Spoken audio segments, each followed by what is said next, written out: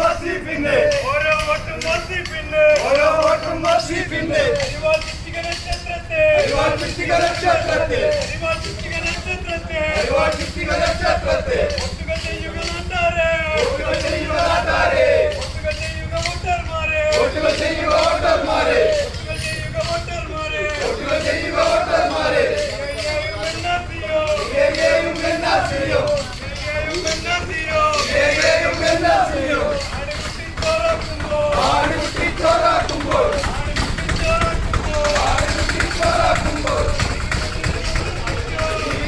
സംരക്ഷിക്കാൻ ഈ മണ്ണിനെ സംരക്ഷിക്കാൻ ഈ നാടിനെ സംരക്ഷിക്കാൻ ഈ നാടിനെ സംരക്ഷിക്കാൻ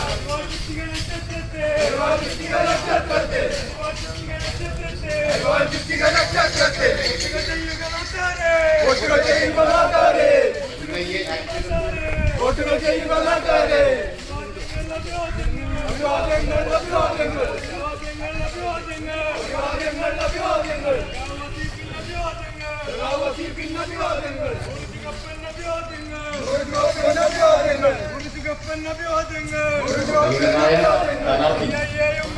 വസീഫ് നിങ്ങളെല്ലാം നേരിൽ കണ്ട് ഒട്ടപ്രതിക്കാനുള്ള ഇരിക്കുക.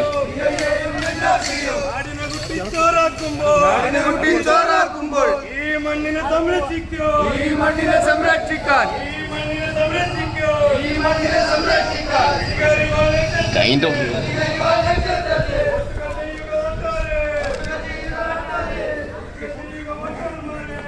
അപ്പോൾ സ്ഥാനാർത്ഥി നിങ്ങളോട് നേരിട്ട് സംസാരിക്കും. ഞാൻ അവസാനിപ്പിക്കുകയാണ്. ഒറ്റ കാര്യം, അപ്പോൾ NIA ആക്ടിനകത്ത് ഭേദഗതി വരുത്തി എതിരഭിപ്രായം പറയുന്ന ആളുകളെ വേട്ടയാടാൻ വേണ്ടിയിട്ടുള്ള ഒരു നിയമം അവിടെ അവതരിപ്പിക്കുന്ന ഘട്ടത്തിൽ കേരളത്തിൽ നിന്ന് പോയിട്ടുള്ള ഈ 18 UDFന്റെ MP-മാരും അവിടെ അമർന്നിരുന്നു എന്ന് മാത്രമല്ല അതിന് അനുകൂലമായി വോട്ട് ചെയ്തു. NIA ആക്ടിന് അനുകൂലമായി വോട്ട് ചെയ്തു.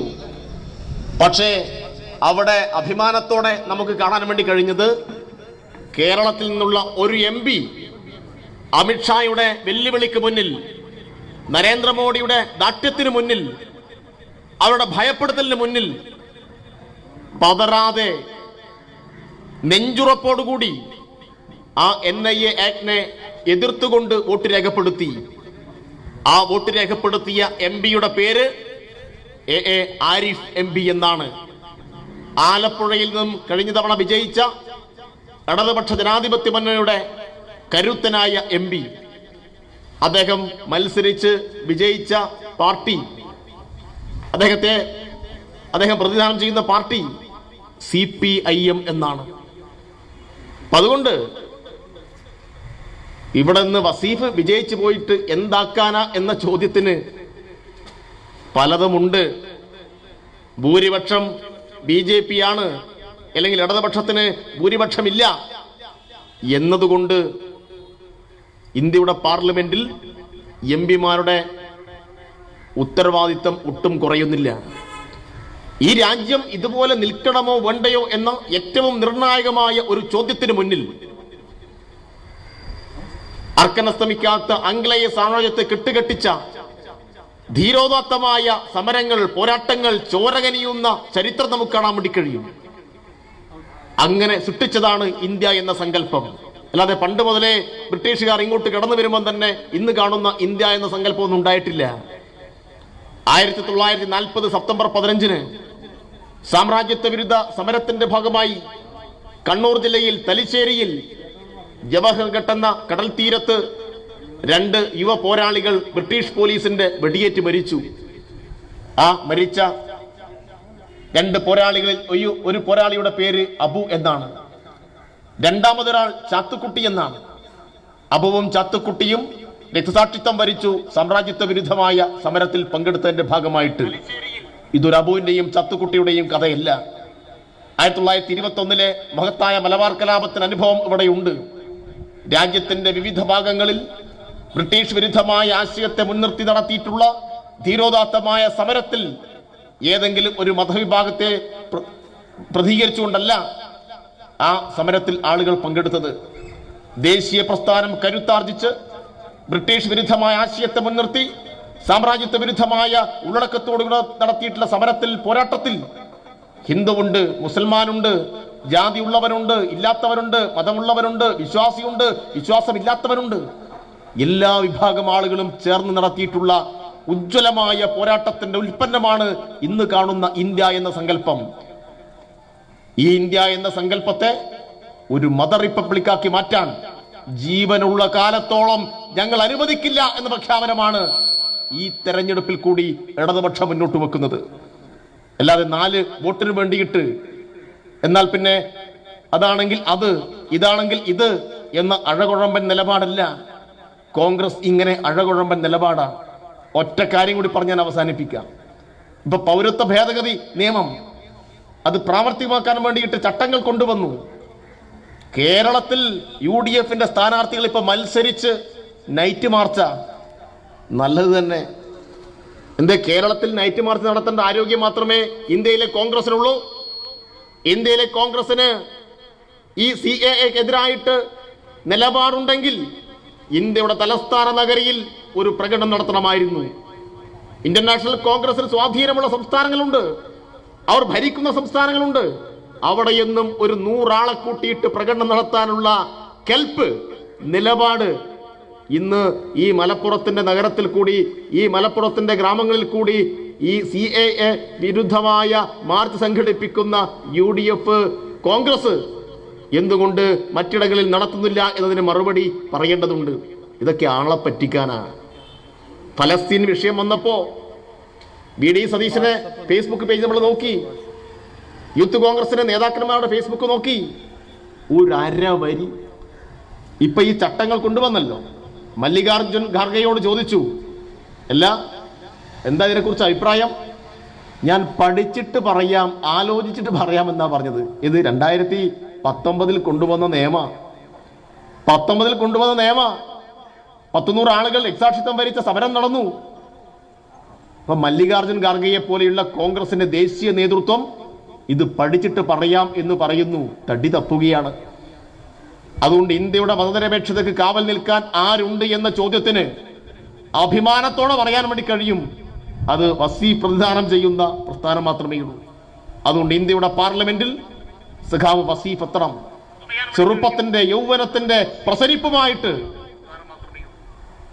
BJPയോട് എതിർക്കാൻ, സംഘപരിവാരത്തിന്റെ തിട്ടൂരങ്ങളിൽ അനുസരിക്കാൻ ഞങ്ങൾക്ക് മനസ്സില്ല എന്ന് പ്രഖ്യാപിക്കാൻ സഖാവിനെ പോലുള്ള ചെറുപ്പക്കാർ അവിടെ എത്തണം. ഇവിടെ ഇപ്പോ ജനങ്ങളെ അഭിമുഖീകരിക്കാൻ കഴിയാത്തതുകൊണ്ട് നിലവിലുള്ള സ്ഥാനാർത്ഥി ഇവിടുന്ന് അങ്ങോട്ട്, അവിടുത്തെ സ്ഥാനാർത്ഥി ഇങ്ങോട്ടൊക്കെ മാറി മാറി കളിക്കുക. ഈ മലപ്പുറത്തെ ജനങ്ങൾ അത്ര പൊട്ടന്മാരല്ല എന്ന് ഈ തെരഞ്ഞെടുപ്പിൽ കാണിക്കും. അതുകൊണ്ട് ഇതിനേക്കാൾ വലിയ കോട്ടകൊത്തളങ്ങളെല്ലാം പുരാവസ്തുക്കളായ അനുഭവങ്ങൾ നമുക്ക് കാണാൻ വേണ്ടി കഴിയും. അതുകൊണ്ട് ഇത് തെരഞ്ഞെടുപ്പാണ്, ഇത് രാഷ്ട്രീയമാണ്. അതുകൊണ്ട് ജനങ്ങൾ, പ്രബുദ്ധരായ ജനത തീർച്ചയായിട്ടും അവരുടെ സമ്മതിദാനാവകാശം ഈ രാജ്യത്തിന് വേണ്ടി ഇത്തവണ ചെലവഴിക്കും എന്ന കാര്യത്തിൽ ഒരു തർക്കവുമില്ല. അതുകൊണ്ട് ഇടതുപക്ഷത്തിന്റെ സ്ഥാനാർത്ഥികളെ വിജയിപ്പിക്കാൻ ആവശ്യമായിട്ടുള്ള തുടർച്ചയായ വിശ്രമമില്ലാത്ത പ്രവർത്തനങ്ങൾ നമുക്കെല്ലാവർക്കും ഏറ്റെടുക്കാം എന്ന് മാത്രം സൂചിപ്പിച്ചുകൊണ്ട്, വസീഫിനെ പ്രത്യേകിച്ച് പരിചയപ്പെടുത്തേണ്ട ആവശ്യം, അദ്ദേഹം DYFയുടെ സംസ്ഥാന അധ്യക്ഷൻ കൂടിയാണ്. ഒട്ടേറെ ഈ സംസ്ഥാനത്തിന്റെ വിവിധ ഭാഗങ്ങളിൽ എല്ലാ പ്രവർത്തനങ്ങളിലും ഒരു മുന്നണി പോരാളിയെ നിൽക്കുന്ന സഖാവാണ്. അത് അദ്ദേഹത്തിന്റെ ചെറുപ്പകാലം മുതൽ ബാലസംഘത്തിന്റെ പ്രവർത്തകനായി തുടങ്ങിയ പൊതുജീവിതമാണ്. അദ്ദേഹം ഒരു ഹയർ സെക്കൻഡറി സ്കൂൾ അധ്യാപകനാണ്. ആ അധ്യാപക ജോലി തൽക്കാലത്തേക്ക് മാറ്റിവെച്ചിട്ടാണ് മുഴുവൻ സമയ പ്രവർത്തനത്തിന് വേണ്ടി പ്രവർത്തകനായി അദ്ദേഹം DYFയുടെ ഭാഗമായി മാറിയത്. കോഴിക്കോട് മെഡിക്കൽ കോളേജിൽ ഇന്ന് ഒരു ദിവസം 5000-ൽ കൂടുതൽ ആളുകൾക്ക് പൊതിച്ചോറ് കൊടുക്കുന്നുണ്ട്, ഉച്ചഭക്ഷണം കൊടുക്കുന്നുണ്ട്. വസീഫ് ജില്ലാ സെക്രട്ടറി ആയ സമയത്താണ് അങ്ങനെ ഒരു പ്രവർത്തനത്തിന് നേതൃത്വം നൽകിയത്. ഇപ്പൊ സമര സംഘടനാ പ്രവർത്തനങ്ങളിൽ, സാംസ്കാരിക പ്രവർത്തനങ്ങളിൽ, മറ്റ് സന്നദ്ധ സേവന പ്രവർത്തനങ്ങളിൽ ഏറ്റവും ഉജ്ജ്വലമായ നേതൃത്വമായി വസീഫ് ഈ കേരളത്തിലെ യുവജന പ്രസ്ഥാനത്തെ ആകെ നയിച്ചുകൊണ്ടിരിക്കുകയാണ്. വസീഫിന്റെ ശബ്ദം നിങ്ങളിൽ കൂടി, നിങ്ങൾക്ക് വേണ്ടി, ഈ കേരളത്തിന് വേണ്ടി, ഈ രാജ്യത്തിന്റെ നിലനിൽപ്പിന് വേണ്ടി, ഈ രാജ്യത്തിന്റെ ഭരണഘടന നിലനിൽക്കണമെങ്കിൽ ഇന്ത്യയുടെ പാർലമെന്റിൽ ഉയരേണ്ടതുണ്ട്. തീർച്ചയായിട്ടും ആ ഉത്തരവാദിത്വം നിങ്ങൾ നിർവഹിക്കണം എന്ന് മാത്രം അഭ്യർത്ഥിച്ചുകൊണ്ട് നിങ്ങളെല്ലാം കാണാൻ കഴിഞ്ഞതിൽ അതിയായ സന്തോഷം കൂടി രേഖപ്പെടുത്തി ഞാൻ എൻ്റെ വാക്കുകൾ അവസാനിപ്പിക്കുന്നു. അടുത്തായി നമ്മുടെ സ്ഥാനാർത്ഥി വസീഫ് നിങ്ങളോട് സംസാരിക്കും. അതിനുവേണ്ടി ആദരപൂർവ്വം അദ്ദേഹത്തെ ക്ഷണിക്കുക. പ്രിയമുള്ളവരെ, ഡിവൈഎഫ്ഐയുടെ സംസ്ഥാന സെക്രട്ടറി സഖാവ് വി കെ സനോജ് വളരെ വിശദമായി തന്നെ നിങ്ങളോട് സംസാരിച്ചു എന്നുള്ളത് കൊണ്ടും ഒരു സ്ഥാനാർത്ഥി എന്നുള്ള പരിമിതി ഉള്ളതുകൊണ്ടും, പരിമിതി മറ്റൊന്നും കൊണ്ടല്ല സമയപരിമിതി ഉള്ളതുകൊണ്ടും ദീർഘമായ സംസാരത്തിന് ഞാൻ മുതിരുന്നില്ല. ഈ തെരഞ്ഞെടുപ്പിൽ ഇടതുപക്ഷം മുന്നോട്ട് വെക്കുന്ന രാഷ്ട്രീയമെന്ത് എന്നുള്ള ചോദ്യത്തിൻ്റെ ഉത്തരം വളരെ കൃത്യമായി സനോജ് പറഞ്ഞു. ഒറ്റ ഉത്തരമേ ഉള്ളൂ, അത് സംഘപരിവാരത്തിനെതിരെയുള്ള നിരന്തരമായ പോരാട്ടം എന്ന് തന്നെയാണ്. ഒരു പരിമിതിയുമില്ലാതെ രാജ്യത്തെ കീറിമുറിക്കുന്ന വർഗീയതക്കെതിരെ, വിഭാഗീയതക്കെതിരെ, ധ്രുവീകരണത്തിനെതിരെ സന്ധിയില്ലാത്ത പോരാട്ടത്തിന് നേതൃത്വം കൊടുക്കുക എന്നുള്ളത് തന്നെയാണ് രാജ്യത്ത് ഇടതുപക്ഷം മുന്നോട്ട് വെക്കുന്ന രാഷ്ട്രീയം. ഇതൊരു തെരഞ്ഞെടുപ്പ് കാലത്ത് മാത്രം വെച്ച മുദ്രാവാക്യമേ അല്ല. ഇവിടെ സൂചിപ്പിച്ചു, ഞങ്ങളൊക്കെ കൊച്ചുനാളിലെ സംഘടനാ പ്രവർത്തനമൊക്കെയായി നടക്കുമ്പോൾ ഞങ്ങളെ പഠിപ്പിക്കുന്നതും ഞങ്ങൾ നാടിനെ പഠിപ്പിക്കുന്നതുമെല്ലാം മാനവികതയുടെ രാഷ്ട്രീയമാണ്, മനുഷ്യനെ ചേർത്തു നിർത്തുന്ന രാഷ്ട്രീയമാണ്, മനുഷ്യനെ സ്നേഹിക്കാൻ പഠിപ്പിക്കുന്ന രാഷ്ട്രീയമാണ്. ആ ചേർത്തു നിർത്തലിൻ്റെ രാഷ്ട്രീയത്തിന് ഇന്ന് രാജ്യത്ത് ഒരു സംഘപരിവാരത്തിൻ്റെ നേതൃത്വത്തിൽ ഭിന്നതയുടെ, വിഭജനത്തിൻ്റെ രാഷ്ട്രീയം കൊണ്ട് തകർക്കാമെന്നുള്ള ഒരു ലക്ഷ്യവുമായിട്ടാണ് കടന്നു വരുന്നത്. അതാണ് രാജ്യത്ത് നടപ്പിലാക്കുന്ന പൗരത്വ ഭേദഗതി നിയമവും ഏക സിവിൽ കോഡും മുത്തലാഖ് ബില്ലും എല്ലാം ഉദ്ദേശിക്കുന്നത് രാജ്യത്ത് വിഭജനമുണ്ടാക്കണം എന്നുള്ളതാണ്. ഹിന്ദുവിനെയും മുസൽമാനെയും ക്രിസ്ത്യാനിയെയും എല്ലാം തമ്മിൽ തല്ലിച്ച് നാടിനകത്ത് ഭൂരിപക്ഷത്തിൻ്റെ പിന്തുണ എളുപ്പത്തിൽ ആർജിച്ചെടുക്കാം എന്നുള്ളതാണ് ഇവർ പ്രതീക്ഷിക്കുന്നത്. അവിടെയാണ് പ്രതിരോധം സൃഷ്ടിക്കേണ്ടത്, പ്രതിഷേധം അറിയിക്കേണ്ടത്. ആ പ്രതിരോധത്തിനും പ്രതിഷേധത്തിനും നേതൃത്വം കൊടുക്കാനുള്ള ഉത്തരവാദിത്വം ഏറ്റെടുത്തുകൊണ്ട് തന്നെയാണ് ഈ തെരഞ്ഞെടുപ്പിൽ ഇടതുപക്ഷം മുന്നോട്ട് പോകുന്നത്. വളരെ നേരത്തെ തന്നെ സ്ഥാനാർത്ഥികളെ തീരുമാനിച്ച് വളരെ രാഷ്ട്രീയമായി ജനങ്ങളെ സംഘപരിവാരത്തിനെതിരെ സംഘടിപ്പിക്കുക എന്നുള്ള ഉദ്ദേശമാണ് നമുക്കുള്ളത്. അത് നടത്തിക്കൊണ്ടേയിരിക്കുകയാണ്. നമുക്കറിയാം, 2014 മുതൽ BJP രാജ്യത്തിന് മുമ്പിൽ വെച്ച ഒരുപാട് വാഗ്ദാനങ്ങളുണ്ട്. അന്ന് അധികാരത്തിൽ വരുന്നതിന് മുമ്പ് പറഞ്ഞ കുറെ കാര്യങ്ങളുണ്ട്. അത് ആവർത്തിച്ച് പറഞ്ഞുകൊണ്ടേയിരിക്കണം ഈ നാടിന് മുമ്പിൽ. അന്ന് അവർ പറഞ്ഞ വിലക്കയറ്റം പിടിച്ചു നിർത്തുമെന്ന് പറഞ്ഞത് നമ്മുടെ മുമ്പിലുണ്ട്. പെട്രോളിന് 50ഉം ഡീസലിന് 40ഉം രൂപ ഇവിടെ ഇനി ഉണ്ടാവൂ എന്ന് പറഞ്ഞത് ഓർമ്മയുണ്ട്. ഈ രാജ്യത്തെ കർഷകരോട് പറഞ്ഞു, നിങ്ങൾക്ക് ഇനി ആത്മഹത്യ ചെയ്യേണ്ട സാഹചര്യം ഉണ്ടാവില്ല, കർഷകർ ആത്മഹത്യ ചെയ്യേണ്ടി വരില്ല, നിങ്ങളുടെ ഉൽപ്പന്നങ്ങൾക്ക് വില ലഭിക്കുന്ന സാഹചര്യം ഉണ്ടാകും. എത്ര രൂപയാണോ നിങ്ങൾ ചെലവഴിക്കുന്നത്, ആ ചെലവഴിക്കുന്ന തുകയും അതിന്റെ പകുതിയും മിനിമം സപ്പോർട്ടിംഗ് പ്രൈസായി, താങ്ങുവിലയായി കൽപ്പിച്ചു നൽകും എന്നാ പറഞ്ഞത്. അത് നിങ്ങൾക്ക് ഉറപ്പുവരുത്തും, കർഷകരുടെ ആത്മഹത്യ ഉണ്ടാവില്ല.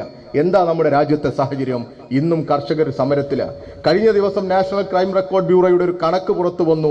ആ കണക്കിൽ പറയുന്നത് കഴിഞ്ഞ 10 വർഷ കാലയളവിൽ ഈ രാജ്യത്ത് ആത്മഹത്യ ചെയ്തത് ജീവിക്കാൻ മാർഗമില്ലാതെ, തങ്ങളുടെ ഉൽപ്പന്നങ്ങൾക്ക് വില ലഭിക്കാതെ, ലോണ് തിരിച്ചടക്കാൻ പറ്റാതെ പ്രതിസന്ധിയിലായ ഈ രാജ്യത്തെ ഉൽപാദന മേഖലയിൽ ഇടപെടുന്ന, നമുക്ക് അരി ഉണ്ടാക്കി തരുന്ന, ഗോതമ്പുണ്ടാക്കി തരുന്ന കർഷകർ 1 ലക്ഷം പേരാണ് ആത്മഹത്യ ചെയ്തത്. ഗത്യന്തരമില്ലാതെ, ജീവിക്കാൻ ആഗ്രഹമില്ലാത്തത് കൊണ്ടല്ല, ജീവിക്കാൻ സാധിക്കാത്തതിന്റെ പേരിൽ പ്രതിസന്ധി കൊണ്ട് ആത്മഹത്യ ചെയ്യുക ഈ രാജ്യത്ത്. ആ കർഷകരുടെ പ്രതിനിധികൾ ഇന്നും സമരത്തിലാണ്, ഐതിഹാസികമായ സമര പോരാട്ടത്തിലാണ്. ഇതാ രാജ്യത്തിന്റെ അവസ്ഥ. ഈ രാജ്യത്ത് ഗ്യാസിന് വില കുറക്കുമെന്ന് പറഞ്ഞവരാ. ഇന്ന് ഗ്യാസിന്റെ വില അന്ന് 400 ആയിരുന്നെങ്കിൽ ഇന്ന് 1000 രൂപയാണ്. ഗ്യാസിന്റെ സബ്സിഡി അക്കൗണ്ടിലേക്ക് വരുമെന്ന് പറഞ്ഞ് എന്നെയും നിങ്ങളെയും ഒക്കെ പറഞ്ഞയച്ചു. രക്ഷിതാക്കളെ കൂട്ടിക്കൊണ്ടുപോയി നമ്മൾ നാഷണലൈസ്ഡ് ബാങ്കിൽ പോയി അക്കൗണ്ട് എടുത്തു. ഇനി ഡിജിറ്റൽ ഇന്ത്യയാണ്, നിങ്ങളുടെ സബ്സിഡികളെല്ലാം അക്കൗണ്ടുകളിലേക്ക് വരുമെന്ന് പറഞ്ഞു. എന്നിട്ടോ ഗ്യാസിന്റെ സബ്സിഡി അക്കൗണ്ടിൽ വന്നോ? ഒരാളും പരിശോധിക്കുന്നില്ല. കേരളത്തിലെ ഒരു മാധ്യമ തമ്പുരാക്കന്മാരും പിച്ചച്ചട്ടിയുമായിട്ടോ ബാങ്കിന്റെ പാസ്ബുക്കുമായോ ഒരു സ്ത്രീയെയും തെരുവിൽ കൊണ്ടുവന്ന് ഷൂട്ട് ചെയ്യുന്നില്ല. അത് ഈ ജനത്തോട് പറയുന്നില്ല. ഗ്യാസിന് സബ്സിഡി ഇല്ല, ഒരു അക്കൗണ്ടിലും വരുന്നില്ല. ഗ്യാസിന്റെ വില കൂടുക, പെട്രോളിന്റെ വില കൂടുക, ഈ രാജ്യത്ത് ജീവിക്കാൻ പറ്റാത്ത സാഹചര്യമാകുക. സാധാരണക്കാരനുള്ള എല്ലാ ആനുകൂല്യങ്ങളും എടുത്തു കളയുക. സബ്സിഡികളില്ല, നമ്മുടെ പൊതുവിതരണ സമ്പ്രദായത്തെ തകർക്കുക, റേഷൻ വിഹിതം കുറയ്ക്കുക, നമ്മുടെ വളത്തിനുള്ള സബ്സിഡി പോലും എടുത്തു കളയുക. ഇങ്ങനെ സബ്സിഡികളില്ലാത്ത നാളുകളായി നമ്മുടെ നാട്ടിനെ മാറ്റുക. ഈ സാഹചര്യത്തിൽ ഇതിനെതിരെയൊക്കെ പ്രതികരിക്കേണ്ടതുണ്ട്. യുവജനങ്ങളോട് പറഞ്ഞിരുന്നു, നിങ്ങൾ 2 കോടി പേർക്ക് 1 വർഷം തൊഴിൽ കൊടുക്കുമെന്ന്. ഇതൊക്കെ ആവർത്തിച്ച് പറഞ്ഞുകൊണ്ടേയിരിക്കണം. അങ്ങനെയാകുമ്പോൾ 20 കോടി പേർക്ക് തൊഴിൽ കൊടുക്കണം. യഥാർത്ഥത്തിൽ ഇവിടെ നിലവിലുള്ളവർക്ക് പോലും തൊഴിൽ കൊടുക്കുന്നില്ല. UPSC എന്ന് പറയുന്ന ഒരു സംവിധാനമുണ്ട് രാജ്യത്ത്. ആ UPSCയിലൂടെ 2925 പേർക്ക് മാത്രം 6 മാസത്തിനിടയിൽ ജോലി കൊടുത്തത്. ഇതാ സാഹചര്യം. എന്നാൽ ഇതിനൊക്കെ ബദലായി കേരളത്തിൽ തലയെടുപ്പോടുകൂടി കേരളത്തിന്റെ ഇടതുപക്ഷ ഗവൺമെന്റ് ഈ നാടിനെ സേവിച്ചുകൊണ്ടിരിക്കുന്നു. നാട്ടിൽ പറഞ്ഞതെല്ലാം നടപ്പിലാക്കുന്നു. കഴിഞ്ഞ 1ാം പിണറായി സർക്കാരിന്റെ കാലഘട്ടങ്ങളിൽ ഇതുപോലെ തെരഞ്ഞെടുപ്പ് യോഗങ്ങളിൽ നമ്മൾ പറഞ്ഞത് പെൻഷൻ 1000 രൂപയാക്കുന്ന. അന്ന് ഉമ്മൻചാണ്ടി പറഞ്ഞത് പെൻഷൻ കുടിശ്ശികയുള്ള സമയത്ത് നിങ്ങൾ ബാങ്കിൽ പോയി അക്കൗണ്ട് എടുക്കൂ. ഇപ്പോൾ നരേന്ദ്രമോദി പറയുന്നത് പോലെ ബാങ്കിൽ അക്കൗണ്ട് എടുക്കൂ. ഇനി നിങ്ങളുടെ പെൻഷൻ, ഈ പ്രായമുള്ള അമ്മമ്മമാരുടെ പെൻഷൻ ഇനി ബാങ്ക് അക്കൗണ്ടിലേക്ക് വരുമെന്ന് പറഞ്ഞു. 600 രൂപയാ. അന്ന് കേരളത്തിലെ ഇടതുപക്ഷം പറഞ്ഞു, ഇടതുപക്ഷം അധികാരത്തിൽ വരികയാണെങ്കിൽ പെൻഷൻ നിങ്ങളുടെ വീടുകളിലേക്ക് എത്തും. പെൻഷൻ 1000 രൂപയാകും. അത് നിങ്ങളുടെ അക്കൗണ്ടുകളിലേക്കല്ല, നിങ്ങളുടെ കൈകളിലേക്ക് വേണമെന്ന് നിങ്ങൾക്ക് ആഗ്രഹിക്കുകയാണെങ്കിൽ കൈകളിലേക്ക് എത്തും. ഇന്ന് നോക്കൂ, നിങ്ങൾ കൈകളിലേക്ക് എത്തുക. നമ്മുടെ സഹകരണ ബാങ്കിലെ ജീവനക്കാർ നിങ്ങളെ തേടി വരിക. ഒരു പദ്ധതി നടപ്പിലാക്കുക, പറഞ്ഞത് നടപ്പിലാക്കുക. അടച്ചുപൂട്ടിയ സ്കൂളുകൾ തുറക്കുക. ഉമ്മൻചാണ്ടിയുടെയും ആന്റണിയുടെയും കാലത്തൊക്കെ ഇവിടെ പറഞ്ഞിരുന്നത്, ഇനി ഈ കാലഘട്ടം എന്ന് പറയുന്നത് സർക്കാർ ആശുപത്രിയിൽ ജനിച്ച്, സർക്കാർ സ്കൂളിൽ പഠിച്ച്, സർക്കാരിന്റെ ശമ്പളവും വാങ്ങി, സർക്കാരിന്റെ പെൻഷനും വാങ്ങി ജീവിക്കാമെന്ന് ആരും കരുതേണ്ട എന്നാ പറഞ്ഞിരുന്നത്. ആ കാലം മാറി. ഇന്ന് സർക്കാർ സ്കൂളുകൾ മികച്ചതായി, സർക്കാർ ആശുപത്രികൾ മികച്ചതായി, സർക്കാർ ജോലി കൊടുക്കുന്നു, സർക്കാർ ശമ്പളം കൊടുക്കുന്നു, പെൻഷൻ കൊടുക്കുന്നു. അങ്ങനെ ഈ നാടിനെ ചേർത്തും നിർത്തുന്നു, വാഗ്ദാനങ്ങൾ പാലിക്കുന്നു. രണ്ടും നമ്മൾ പരിശോധിക്കണം. ഈ രാജ്യത്തിനകത്ത് രണ്ടും പരിശോധിക്കണം. ആ സമയത്ത് പ്രശ്നങ്ങളുണ്ട്, പ്രയാസങ്ങളുണ്ട്, ശരി തന്നെയാ. പ്രശ്നങ്ങൾ ആരാണ് സൃഷ്ടിക്കുന്നത് എന്നുകൂടി പരിശോധിക്കേണ്ടതുണ്ട്. കേരളത്തെ തകർക്കാൻ, ഈ കേരളത്തിന്റെ വികസന പ്രവർത്തനങ്ങളെ തകർക്കാൻ, കേരളത്തിലെ ജനങ്ങൾക്ക് സഹായങ്ങൾ എത്തിച്ചു കൊടുക്കുന്നതിന്, ഇവിടെ ആരോഗ്യരംഗത്ത് ഇടപെടൽ നടത്തുന്നതിന് എല്ലാം വിഘാതം സൃഷ്ടിക്കാൻ, ബോധപൂർവമായി തടസ്സങ്ങൾ ഉണ്ടാക്കാൻ കേരളത്തെ സാമ്പത്തികമായി ഉപരോധിക്കുന്നു കേന്ദ്ര ഗവൺമെന്റ്. ഇതിനെതിരെ കൂടി ഈ രാജ്യം നാടും ഒക്കെ പ്രതികരിക്കേണ്ടതുണ്ട്. ഇതെല്ലാം നമ്മൾ മനസ്സിലാക്കിക്കൊണ്ടായിരിക്കണം ഈ തെരഞ്ഞെടുപ്പിനെ നാം നേരിടേണ്ടത്. ഈ തെരഞ്ഞെടുപ്പിൽ ജനവിരുദ്ധ നയങ്ങളെ നാം നോക്കിക്കാണണം. അതിനെതിരെയുള്ള പ്രതികരണം ഉണ്ടാക്കണം. ഇതെല്ലാം ചർച്ച ചെയ്യാനും ഇതിനെക്കുറിച്ച് പരിശോധിക്കാനും ഒക്കെയുള്ള ഈ തെരഞ്ഞെടുപ്പ് വേദിയിലേക്ക് അവർ കൊണ്ടുവരുന്നതാണ് ധ്രുവീകരണ രാഷ്ട്രീയം. അവർ കൊണ്ടുവരുന്നതാണ് വിഭജന രാഷ്ട്രീയം. ഈ സമൂഹത്തിനകത്ത് വിഭജനമുണ്ടാക്കി ഭൂരിപക്ഷത്തിന്റെ പിന്തുണ ആർജിച്ചെടുക്കാൻ ഇവർ ശ്രമിക്കുന്നത് കോർപ്പറേറ്റുകൾക്ക് വേണ്ടി, ഭരിക്കാൻ വേണ്ടിയാണ്. ഈ നാട്ടിൽ സാധാരണക്കാരെ സഹായിക്കാത്തവർ കോർപ്പറേറ്റുകളെ സഹായിക്കുക, കോർപ്പറേറ്റുകൾക്ക് വേണ്ടി ഭരണം നടത്തുക. കോർപ്പറേറ്റുകളെ കുറിച്ച് നമ്മൾ കേട്ടു, ഇപ്പോൾ ഇലക്ട്രൽ ബോണ്ടിന്റെ ഒക്കെ ചർച്ച നടത്തുക. അഴിമതി പണം എളുപ്പത്തിൽ നിയമപരമായി മാറ്റുന്ന സമീപനം സ്വീകരിക്കുക. അതിലൊക്കെ ഉറച്ച നിലപാടെടുക്കുന്നത് ഈ രാജ്യത്തെ ഇടതുപക്ഷ. നോക്കൂ നിങ്ങൾ, ഈ അഴിമതി പണം വാങ്ങിവെക്കുന്നതിൽ കോൺഗ്രസും BJP ഒക്കെ ഏകദേശം ഒരേ ഘട്ടത്തിലാ. 6000 കോടി BJPക്കും 1400 കോടി കോൺഗ്രസിനും കിട്ടിയെന്ന കണക്ക്. ഈ കണക്ക് പുറത്തു കൊണ്ടുവരണമെന്ന് ആർജവത്തോടുകൂടി സുപ്രീം കോടതിയിൽ അപേക്ഷിച്ചതും സുപ്രീം കോടതിയിൽ ഇടപെട്ടതും communist party of India Marxist ഇടതുപക്ഷമാണ് എന്നുള്ളതാണ് എനിക്കും നിങ്ങൾക്കുമുള്ള അഭിമാനം. അഴിമതി പണം കൊണ്ട് രാജ്യത്ത് രാഷ്ട്രീയ പ്രവർത്തനം നടത്തേണ്ടതില്ല എന്ന് ഉറപ്പിച്ചു പറയാ. ആർക്കാ അങ്ങനെ ധൈര്യം കാണുക? ഇവിടെ കേരളം ഭരിക്കുന്നുണ്ട്. ഇന്ത്യയിൽ വിവിധ സംസ്ഥാനങ്ങളിൽ സ്വാധീനമുണ്ട്. ഏത് കോർപ്പറേറ്റുകളും പണം തരുമെന്ന് പറയും. ആ പണം വേണ്ടെന്ന് പറഞ്ഞ് ഈ സാധാരണക്കാരുടെ അടുത്തു നിന്ന് അവരുടെ ശമ്പളത്തിന്റെ വിഹിതം, അവരുടെ കൂലിയുടെ വിഹിതം, അവരുടെ സംഭാവനയെല്ലാം വാങ്ങി രാഷ്ട്രീയ പ്രവർത്തനം നടത്തിക്കോളും ഞങ്ങൾ എന്ന് പറഞ്ഞ് ജനങ്ങളെ വിശ്വസിച്ച് ഇടപെടുന്ന ഒരു പ്രസ്ഥാനം. ഇത് ഈ നാട്ടിൽ ചർച്ച ചെയ്യണ്ടേ? ഇത് ചർച്ച ചെയ്യണം. ഈ കോടതിയെ ഉപയോഗപ്പെടുത്തുന്നു ഇടതുപക്ഷം. ഈ അഴിമതിക്കെതിരെ കോടതിയെ ഉപയോഗപ്പെടുത്തുന്നു, വർഗീയതക്കെതിരെ കോടതിയെ ഉപയോഗപ്പെടുത്തുന്നു. ബൽക്കീസ് ബാനു കേസ് നമ്മുടെ മുമ്പിലുണ്ട്. ഗുജറാത്തിൽ ക്രൂരമായി ബലാത്സംഗത്തിനിരയായ ബൽക്കീസ് ബാനുവിനെ കുറിച്ച് അറിയാത്തവരുണ്ടാവില്ല. പിഞ്ചു കുഞ്ഞിനെ ചുമരിലടിച്ച് കൊലപ്പെടുത്തിയത് നമ്മുടെ മുമ്പിലുണ്ട്. ഇന്നലെ നടന്നതുപോലെ എന്റെയും നിങ്ങളുടെയും കൺമുമ്പിലുണ്ടത്. ആ സംഭവത്തിലെ പ്രതികൾ 11 പേരെ വെറുതെ വിട്ടു. ആ വെറുതെ വിട്ടതിനെതിരെ കേസ് പോയത് communist party of India Marxist CPIM-ന്റെ PB മെമ്പർ സുഭാഷിണി അലിയാണ്.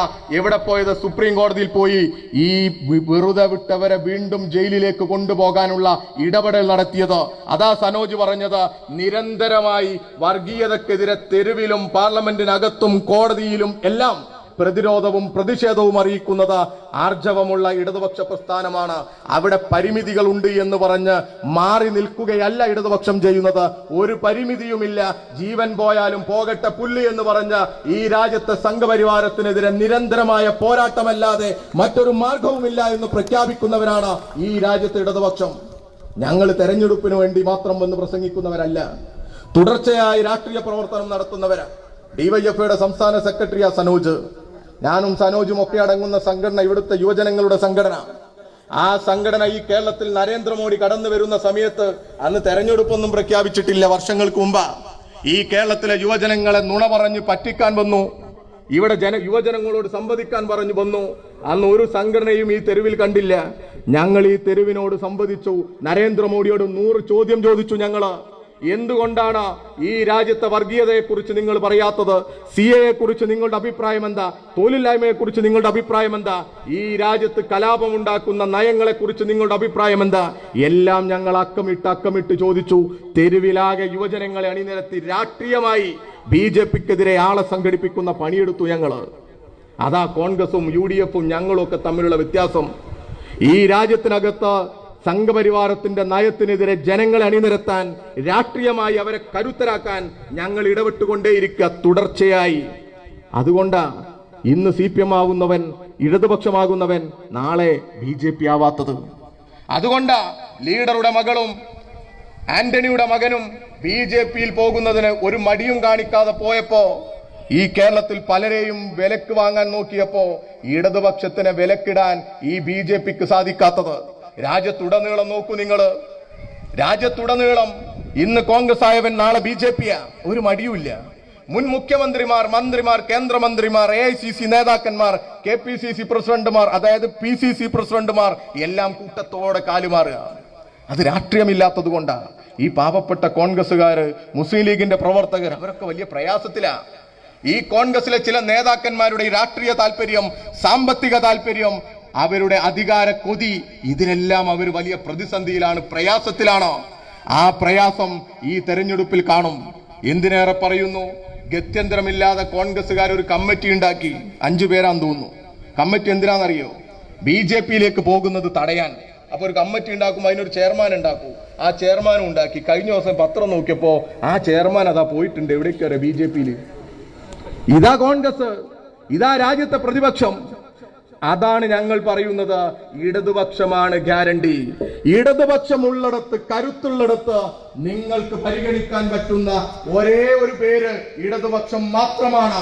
അവരാണ് ആർജവത്തോടു കൂടി സംഘപരിവാരത്തിനെതിരെ മുട്ടുവളക്കാതെ ഒരു പരിമിതിയുമില്ലാത്ത പോരാട്ടത്തിന് നേതൃത്വം കൊടുക്കുക.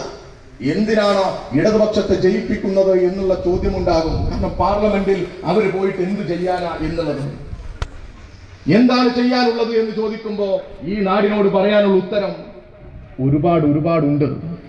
ഈ രാജ്യം ആഗ്രഹിക്കുന്ന, മതനിരപേക്ഷ ജനങ്ങൾ ആഗ്രഹിക്കുന്ന നിരവധിയായ സന്ദർഭങ്ങൾ.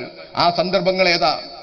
ഈ വർഗീയത പ്രചരിപ്പിക്കുന്ന നയങ്ങൾ ഈ രാജ്യത്തെ പാർലമെന്റിൽ അവതരിപ്പിക്കുമ്പോ ഒന്നും ചെയ്തില്ലെങ്കിലും ഇത് തെറ്റാണ് എന്നെങ്കിലും പറയാൻ, അരുതെന്ന് പറയാൻ, എതിർത്ത് വോട്ട് ചെയ്യാൻ പാർലമെന്റിനകത്ത് ഉണ്ടാവുക എന്നുള്ളതാണ് ആത്യന്തികമായി ഈ ജനം ആഗ്രഹിക്കുന്നത്. അതിന് പോലും ഇല്ലാത്തവരെ എന്തിനാണ് അങ്ങോട്ട് പറഞ്ഞയക്കുന്നത് എന്നാണ് ഈ നാട് ഇന്ന് ചോദിച്ചുകൊണ്ടേയിരിക്കുന്നത്. എനിക്ക് നിങ്ങളോട് പറയാനുള്ള ഉറപ്പ്, എന്ത് സംഭവിച്ചാലും ജീവൻ പോയിട്ടില്ലെങ്കിൽ സംഘപരിവാരത്തിന്റെ ഈ വർഗീയ നയങ്ങൾക്കെതിരെ ഇടതുപക്ഷത്തോടൊപ്പം അചഞ്ചലമായി നിലയുറപ്പിക്കും എന്ന് തന്നെയാണ്. എന്ത് സംഭവിച്ചാലും ഈ പറയുന്ന വർഗീയതക്കെതിരെ ശക്തമായ നിലപാടെടുക്കാൻ ഞാൻ ഉണ്ടാകും. നിങ്ങൾ എന്നെ ആ അവസരം തന്ന് പാർലമെന്റിലേക്ക് പറഞ്ഞയച്ചാൽ ഒരു പരിമിതിയും പറഞ്ഞ് ഞാൻ മാറി നിൽക്കില്ല. അങ്ങനെ ഒരാളെ നിങ്ങൾക്ക് പ്രതീക്ഷിക്കാൻ സാധിക്കില്ല. എനിക്ക് നിങ്ങളോട് പറയാനുള്ള ഉറപ്പ്, ഈ വർഗീയതക്കെതിരെ, ഈ ജനവിരുദ്ധ നയങ്ങൾക്കെതിരെ നിങ്ങൾ എങ്ങനെയാണോ ആഗ്രഹിക്കുന്നത്, ഏതറ്റം വരെ പ്രതികരിക്കണം, പ്രതിഷേധിക്കണം എന്നൊക്കെ നിങ്ങളുടെ മനസ്സിലുണ്ടാകും. ആ അറ്റം വരെയുള്ള പ്രതികരണത്തിന്, പ്രതിഷേധത്തിന് ഇന്ത്യയിൽ ഇടതുപക്ഷം നേതൃത്വം കൊടുക്കുമ്പോൾ ആ ഇടതുപക്ഷത്തോടൊപ്പം ചേർന്ന് നിൽക്കാൻ ഞാനും ഉണ്ടാകും എന്നുള്ള ഉറപ്പാണ് ഈ നാടിന് മുമ്പിൽ നൽകുന്നത്. മറ്റൊന്നും വളരെ ഈ സമയത്ത് അധികം ദീർഘിപ്പിച്ച് പറയുന്നില്ല. നിങ്ങൾ എല്ലാവരും അരിവാൾ ചുറ്റുക നക്ഷത്രം അടയാളത്തിൽ വോട്ട് ചെയ്യണമെന്ന് അഭ്യർത്ഥിക്കുകയാണ്.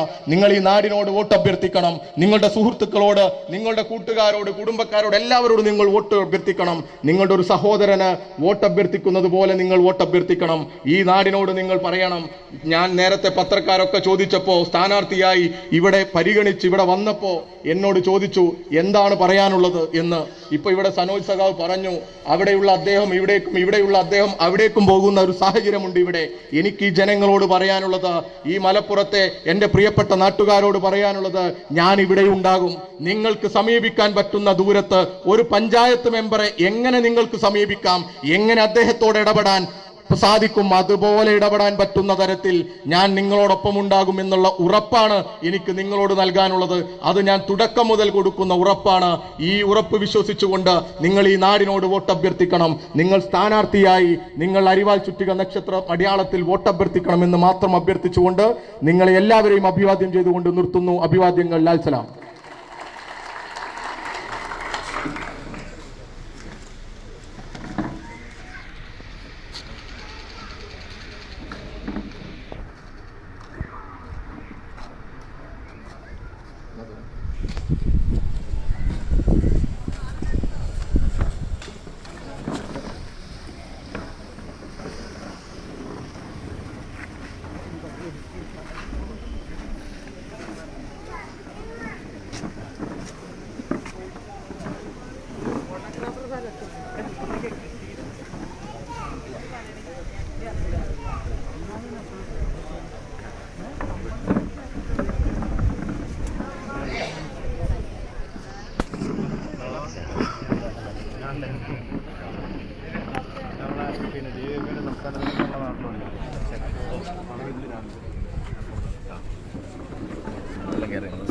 സ്കോഡൊക്കെ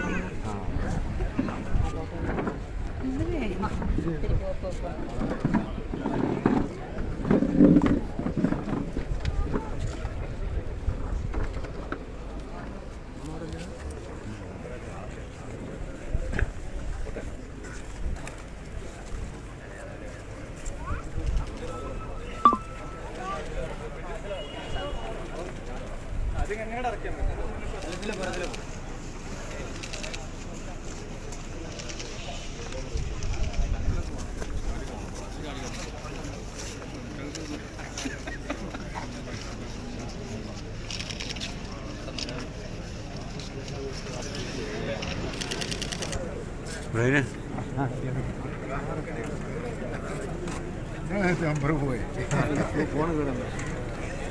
ചങ്ങല